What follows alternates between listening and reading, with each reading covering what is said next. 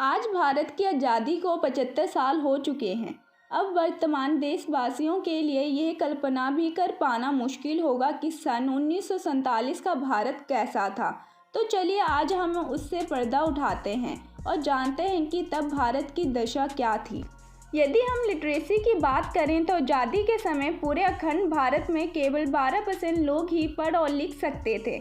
पूरे देश में कुल 5000 हाई स्कूल, 600 कॉलेज और 25 यूनिवर्सिटी थी। तो आइए थोड़ा अच्छे से मुद्दे के मुताबिक इन बातों को समझते हैं। 1947 में भारतीय रेलवे 16 अप्रैल 1853 के दिन भारत में पहली बार मुंबई के बोरीबंदर से ठाणे के बीच 20 डिब्बों वाली ट्रेन चली। इस सफ़र में महज 33 किलोमीटर की दूरी के लिए 3 इंजन लगाए हुए थे। फिर भी सफ़र को तय करने में ट्रेन को पूरे 75 मिनट लगे।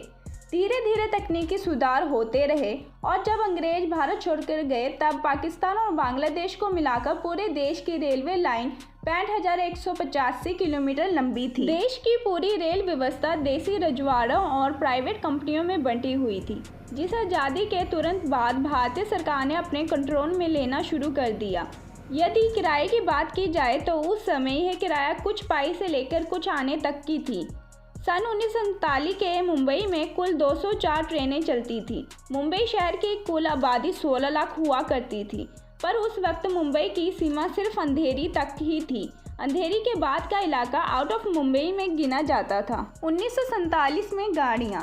सन 1947 तक भारत में हिंदुस्तान मोटर्स और महिंद्रा एंड महिंद्रा जैसी गाड़ियों का ज़माना आ चुका था। यातायात की बात करें तो ओपन, डबल डेकर और सिंगल डेकर जैसी ही बसें दौड़ती थी तथा इनका किराया कुछ 4 आने की आसपास हुआ करता था। पेट्रोल के दाम 41 पैसे प्रति लीटर हुआ करते थे। सन 1928 में अमेरिकन कंपनी जनरल मोटर्स का भारत में आगमन हुआ था।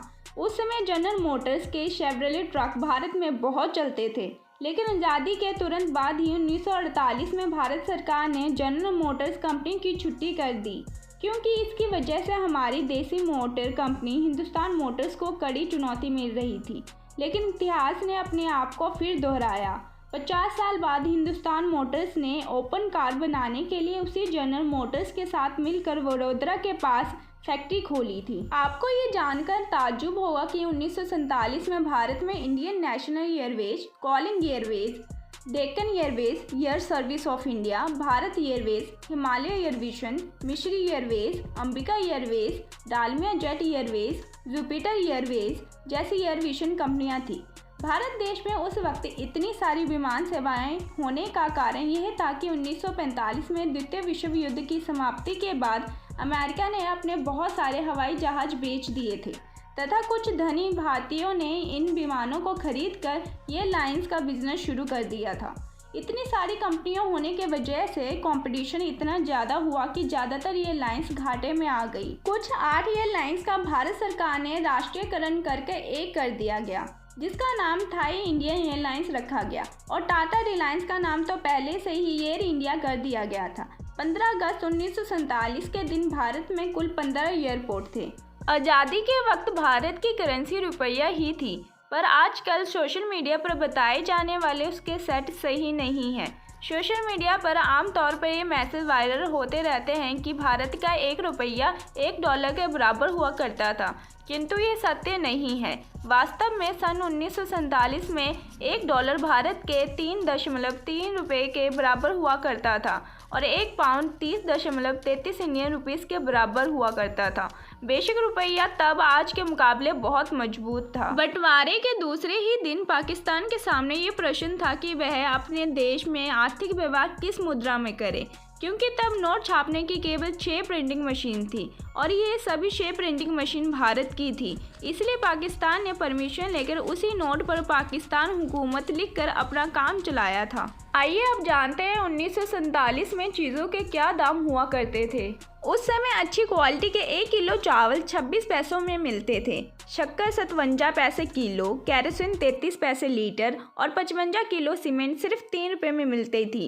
तब 1 तोला गोल्ड की कीमत सिर्फ 103 रुपये हुआ करती थी। फिर भी ये कीमत उस वक्त के लोगों को बहुत अधिक लग रही थी, और लगती भी क्यों ना, तब लोगों की आय भी तो बहुत कम हुआ करती थी। उस वक्त भारतीयों की औसतन आय सालाना मात्र 265 रुपये हुआ करती थी। इतनी कम इनकम होने के कारण ज़्यादातर लोग महंगाई कम होने के बावजूद अच्छे से रहन सहन नहीं कर सकते थे। आज के दौर में हम अधिक महंगाई में भी अच्छे से रहन सहन कर पा रहे हैं। टेक्नोलॉजी क्षेत्र में वॉशिंग मशीन, मिक्सचर, घरेलू fridge, computer, mobile, internet, tape recorder जैसे 160 किस्म के जीवन जरूरी आविष्कार उस वक्त ना होने के कारण उस समय की जीवन शैली आज के दौर से बहुत ही निम्न थी। आज़ादी के साथ ही भारतीय परिषद में कुल 283 टीमें बनाई गई थी। उस समय एक फिल्म 1.5 लाख रुपए के खर्च से बनती थी। बंटवारे के वक्त भारत में मूवी थिएटर की कुल संख्या 1384 थी, जबकि अलग से पाकिस्तान में कुल 117 थिएटर थे। तो दोस्तों, हमारे पुरखों द्वारा बिताई गई उस दौर की बातें आपको कैसी लगी, हमें कमेंट बॉक्स में ज़रूर बताएं। आई होप आपको वीडियो अच्छी लगी हो। मिलते हैं हमारी अगली इन्फॉर्मेटिव वीडियो में, तब तक के लिए बी हैप्पी, बी सेफ।